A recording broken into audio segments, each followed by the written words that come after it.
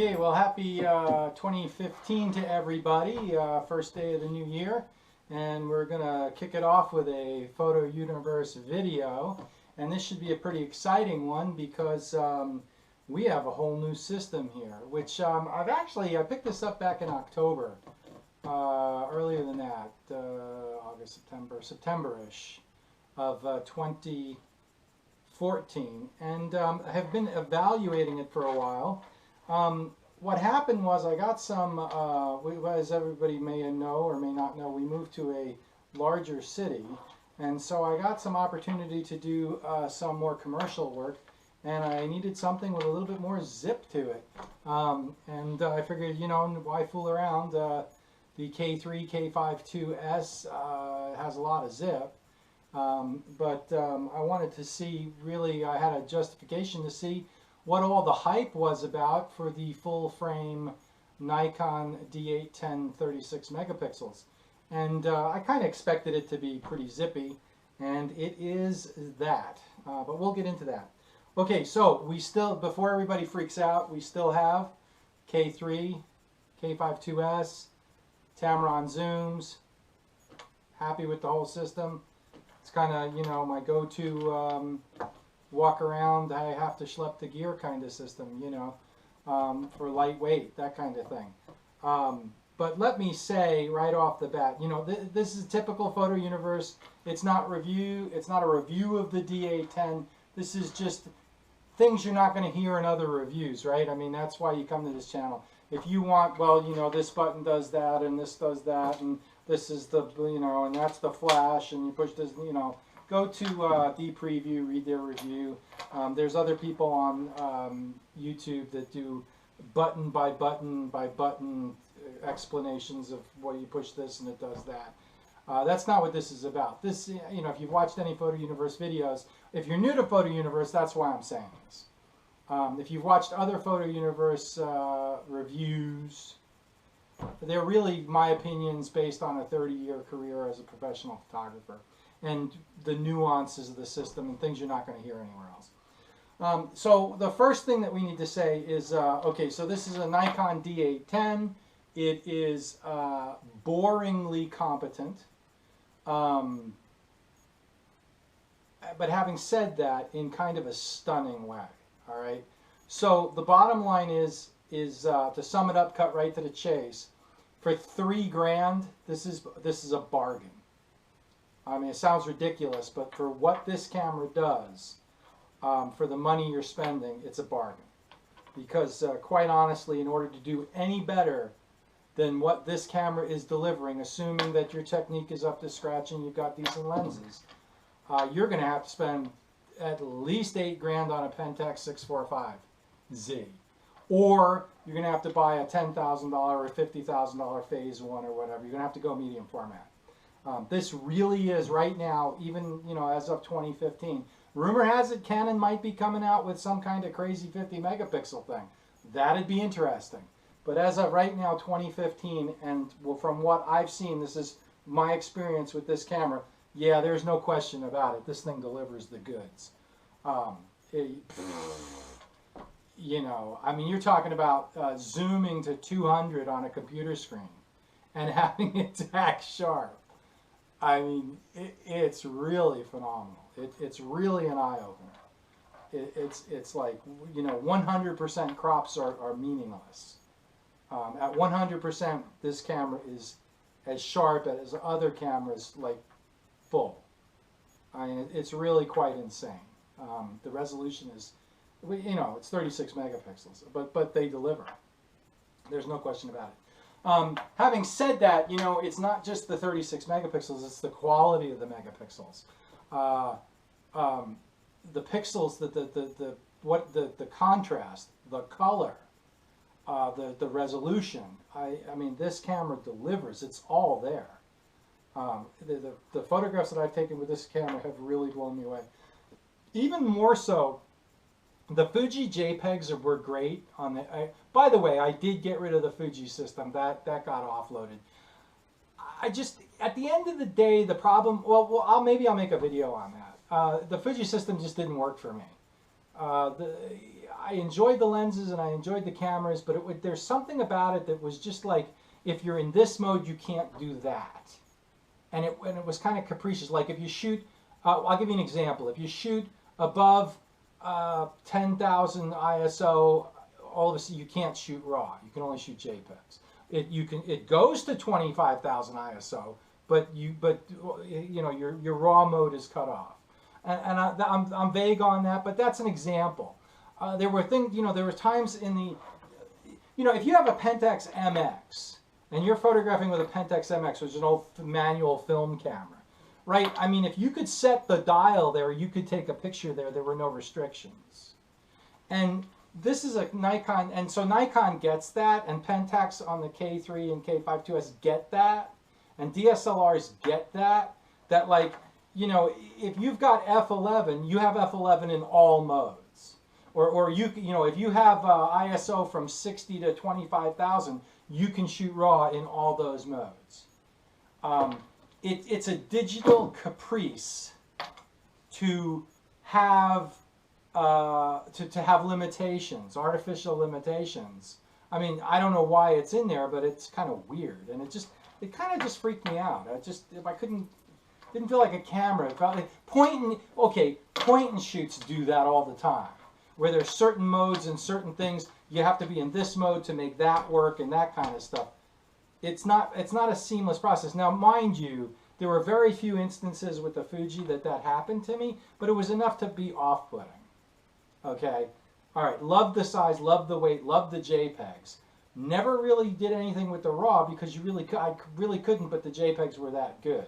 Having said that, and the reason I went into all of that was I'm equally as thrilled with the JPEGs and absolutely blown away by the RAW and the JPEGs in the D810. What am I sacrificing over the Fuji system? Well, look at the size of this thing. So it's surprisingly not that heavy for its bulk. Okay, it is absolutely pro-grade Nikon. There's no question about that. Which means it's probably a little bit tougher than the K3, K5 2S. Unless you've ever had a pro-grade Nikon camera, you don't know what I'm talking about. You could use this to hammer nails, and probably, most definitely, still take photographs. And so that leads me to another thing. So how did I get to the D810, which was an interesting road? I actually bought a D750 first when they first came out. And I enjoyed the D750 and the photographs were wonderful. But I have shot Nikon Pro grade cameras with the... So in Nikon land there's two distinctions, right? There's Pro grade, and what Pro grade means is that you have a round eyepiece.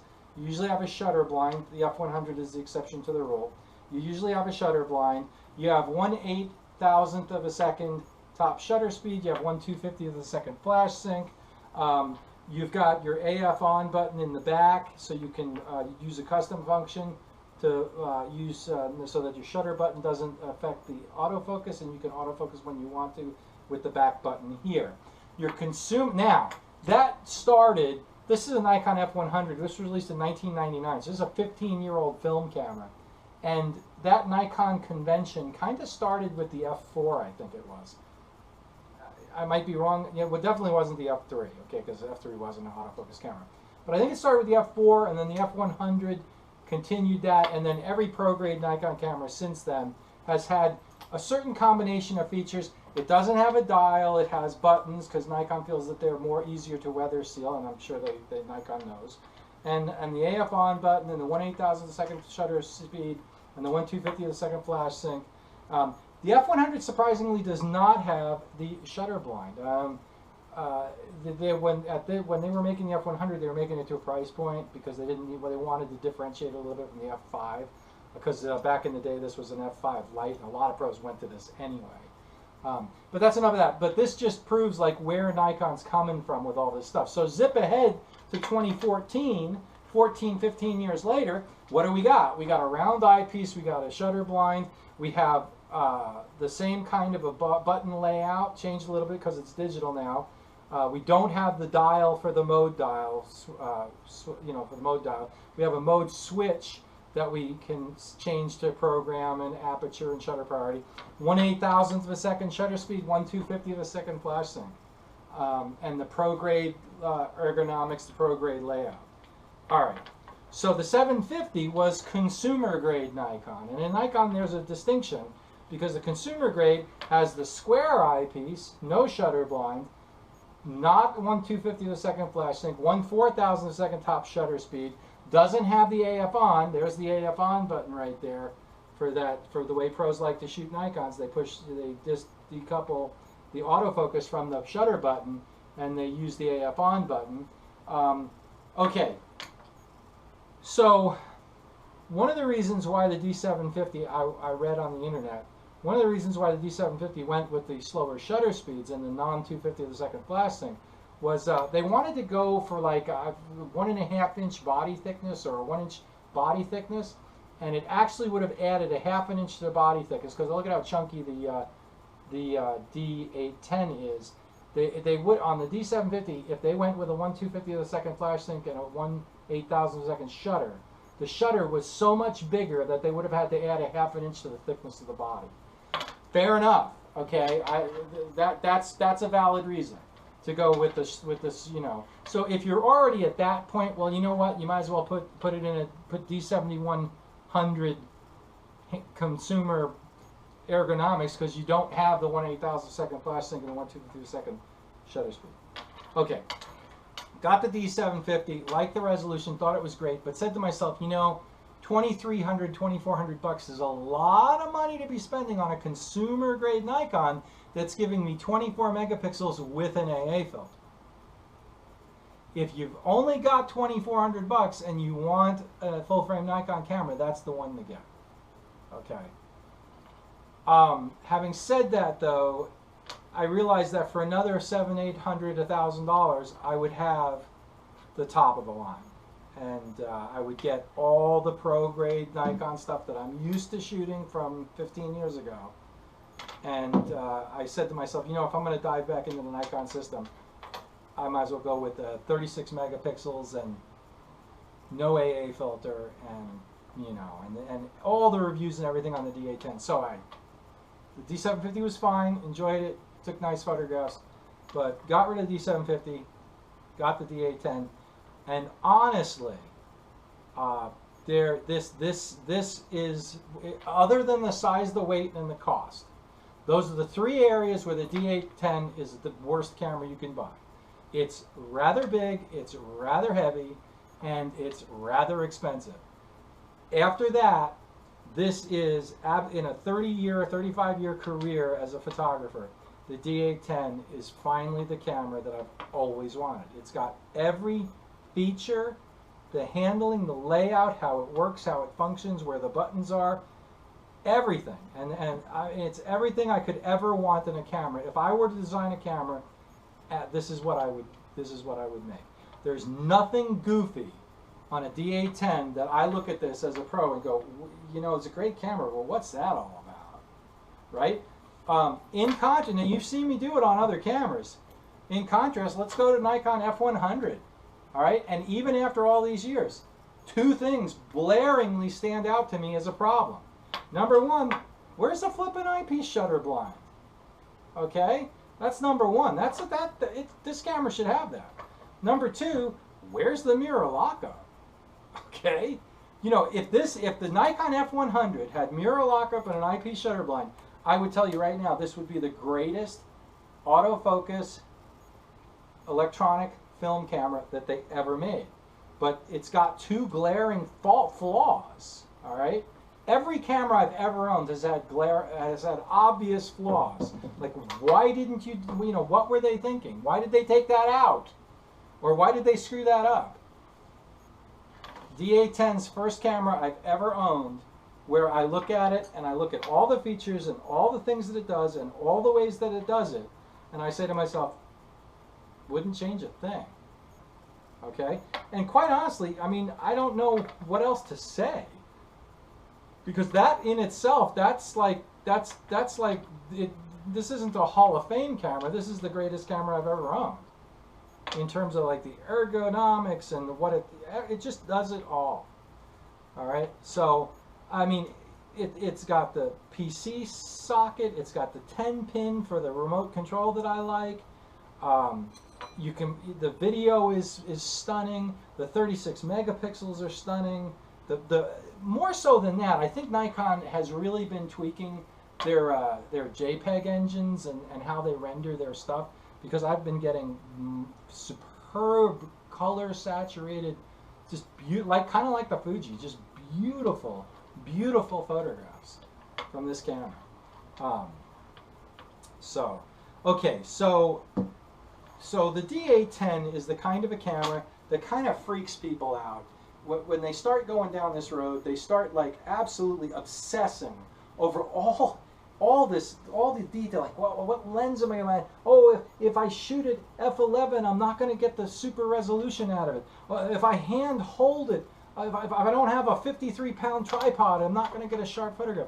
I got news for you. Most of the photographs I've taken with this camera have been handheld at night, in the dark, and I've gotten stunning results. Are they absolutely tack sharp, crisp? No, but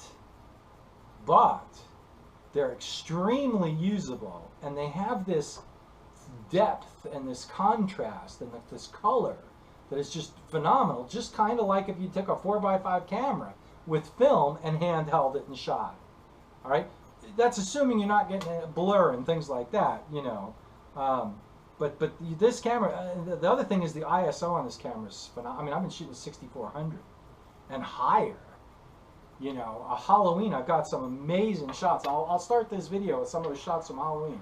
Those are all handheld at like ISO 6400 or higher. Amazing.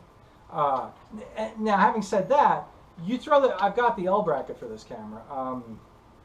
You throw this camera on a tripod and you treat it like a view camera, and you're going to get landscapes like you wouldn't believe. And that's what this camera is really all about.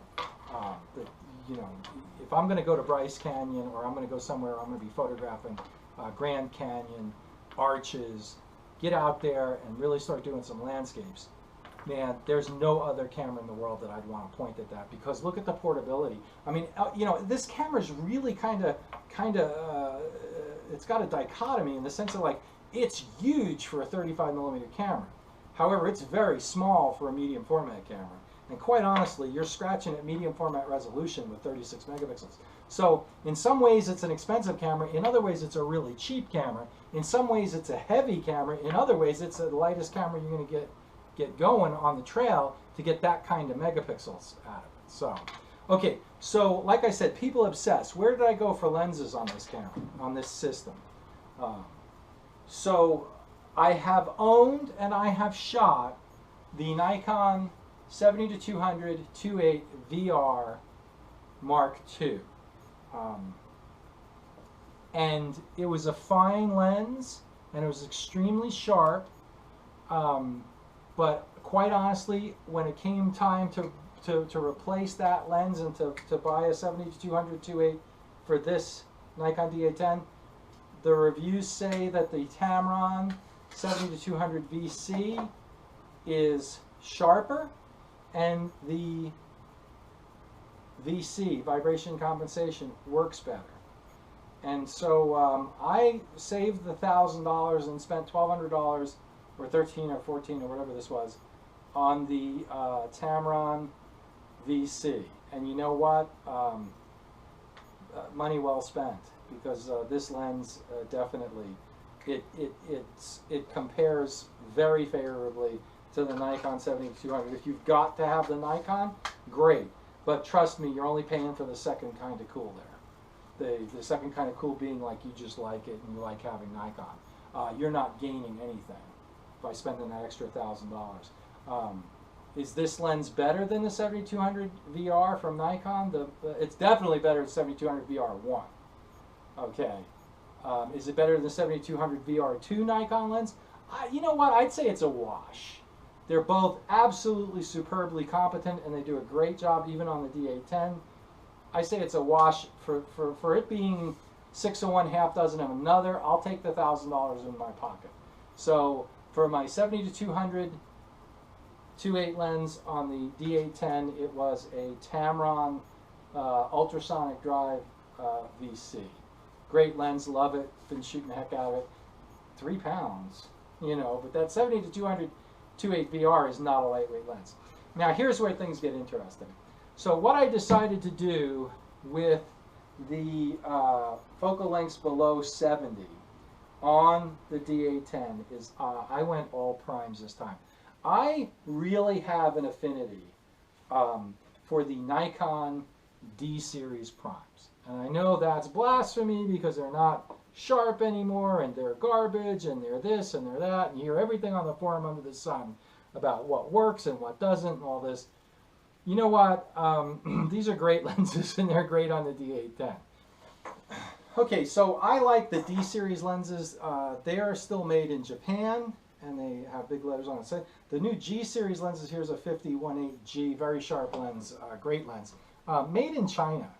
And it's a sharp lens and everything, but if there is a Japanese equivalent, I'll take the Japanese equivalent, even though the Chinese lenses seem to be sharper, go figure. That's just me. I'm old school. Hey, it's my money. I like what I like. That's my opinion. So what do I have? I have starting at the bottom, one of my all-time favorite nostalgic lenses. I love the size. That's the other thing about the D series lenses. They tend to be smaller. This is a 20mm 2.8D. Love this lens. I've always loved this lens. I've done great work with this lens. I just, fantastic. I love the 22.8D. Nice and sharp enough for my purposes. Get a good copy. That's all I can say. Test it. Some of them are good, some of them aren't. That's the way it is. Then I go up to from there to the 24 2.8D. I love this lens too. One of the first professional lenses I ever bought way back in the day when I was shooting Nikon back in the day. So, love that lens. 35 f2D. Great, look at the size of that. Kind of helps with the weight and everything. Again, the primes are wonderfully small. And after a while, like if you want, a lot of people have been can't come of age in photography with zooms, and they're like, how do you use a prime? You know what happens? A lot of times, after you shoot with them for a while, you look at a scene and you go, you know what? That's a 35mm shot. So you put the 35 on and you click, and there you go. Or you say, I need my 24, and you put that on. And after a while, you get to feel like what the shot is. Okay. So there's advantages to shooting primes, just as there are advantages to shooting zooms. I tend to like primes in the wider lenses. Wider to normal, I like primes. Telephoto, I like zooms. There's no question about that. So your prime telephotos are okay. There's nothing wrong with them. But when I start going telephoto, it's not a question of like, of exactly what telephoto do I need. It's more like how much, I don't see those as easily, even after all these years. So there's that. So what am I running? The 22.8D, the 24 2.8D, the 35 f2D, and I picked up the 50-1.8G just to try it. And like I was saying, there's nothing wrong with this extremely sharp lens. All the 1.8G lenses that they make nowadays are probably a little sharper. They probably have a little bit more contrast, etc., etc., etc. But you know what? Don't worry about the D lenses on the D810. They're great. Don't obsess about this stuff. Me personally, I have a nostalgic attachment to the D lenses. I'm really glad they're still making them. I enjoy having them. They remind me of 20 years ago when I was a photojournalist on a school newspaper kind of a deal. So I have that attachment to them as well. I really don't like the size. That's a 50-1.8. That's ginormous. And that's another thing. I don't like really big lenses. So not for primes. Primes are supposed to be small. That's just me. So that's what I'm running for a system. For here, I got the L bracket, and I have a Nikon SB910 flash unit. It does a wonderful job. That's one thing coming from the Pentax. That would be my major complaint with Pentax. The big differences between Pentax and Nikon. The flash system with Nikon is just, it's expensive, but man, does it work. 95%, 98% of the time, it's perfect. Flash, the K5 2S has got the issue. It's a lot better with the K3, blah, blah, blah, blah, Screw drive on the D810 with the D lenses is smoother than it is on the K3, K5. It just is. The ultrasonic on the ultrasonic lenses, the autofocus, it's just, you know, the autofocus system in the Pentax is one step behind on the K3. On the K5 2S, it's probably 2 steps behind. However, having said that, the K5 2S and K3 focus in the dark a little bit better, a little bit more accurately, which is interesting, a little bit more authority. The Nikon D810, not so much. It's, you know, it's weird. Most people shooting a Nikon D810 who have never shot a Pentax K3 or K5 2S would say like, oh, this is phenomenal, this is terrific. And it's good, it's damn good. But coming from the K5 2S and the K3, surprisingly, you know, it's really weird how like the Pentax autofocus doesn't feel as refined as the Nikon autofocus. However, the performance, particularly in low light, I think is a little bit better. It's a little bit more, has a little bit more authority when it locks on to stuff. So that's just an interesting observation. So, okay, so that's Ed with Photo Universe, and this is the Nikon D810, and this is what we're going to be using for some stuff this year coming up. We said goodbye to Fuji. For me personally, Fuji not ready for prime time. I mean, Zacharias and all that, yeah, I get that, but he's also shooting medium format, right? So yeah, I don't know. It just didn't gel with me. I tried. That's where it's at. So keeping it real. This stuff here, I mean, you know, I guess I'm just old school, you know. I mean, I'm getting up there in years, and I started out with Nikon with a K3, with a F3 back in the day. I mean, I still have the F100, right? By the way, all these lenses, which surprisingly, and this is kind of weird, the vibration compensation and the ultrasonic drive work great on the F100 shooting film. When the F100 was made, they didn't even know they were going to do that. So that's kind of weird that that the F100 was that forward compatible. Just FYI, I mean, I think it's pretty phenomenal. I shoot black and white in the F100, process it myself, and then I scan it. So I'm still, believe it or not, every once in a while I go back to shooting film, and it's kind of like a blast. It's kind of like, wow. I mean, you really have to commit when you take a photograph with a film camera. I mean, I shot a lot of film back in the day, but it's easy to get used to this digital. Anyway, so that's Ed with Photo Universe, and we're going to wrap this up. Nikon D810, it's the camera I've been waiting for my entire life. I don't know what more of a review I can give it. It's the best camera I've ever used in terms of speed and handling and resolution and performance and output. You know, I've had 4x5 cameras that were probably sharper, but boy, they were a heck of a lot slower and a lot bigger. I mean, so this really is getting, we've been honing down to the sweet spot for a long time, particularly with this digital stuff, that we're there. And like I said, it's an expensive camera in some ways, and it's a bargain in others. And it's the heaviest camera you're ever going to have in some ways, and it's the lightest camera in other ways. In terms of, you know, it's the lightest, almost medium format camera you're going to get, and, you know, it's one of the heavier 35 millimeters. So there it is. You know, do you need this camera? I mean, geez, you know, it's a blast to shoot. It's a wonderful to see that kind of resolution. It really scratches the itch. Honestly, I have a 17-inch wide printer, and now that I have this camera, I could go to the 24 or bigger. 24, you know, in terms of size prints I can make. So I don't know. It's a tough thing to call. It's lovely to see the results though, and even the 16x20s. I mean, 16x24s all day long, no problem. No problem whatsoever. Just, you know, if it's not sharp, I didn't do my part. So, okay, hey, that's Ed with Photo Universe. Thanks for watching, and happy 2015 again. And we'll have some more videos coming out there soon. This is the Nikon D810 review, so-called. All right, have a good one. Thanks. Bye.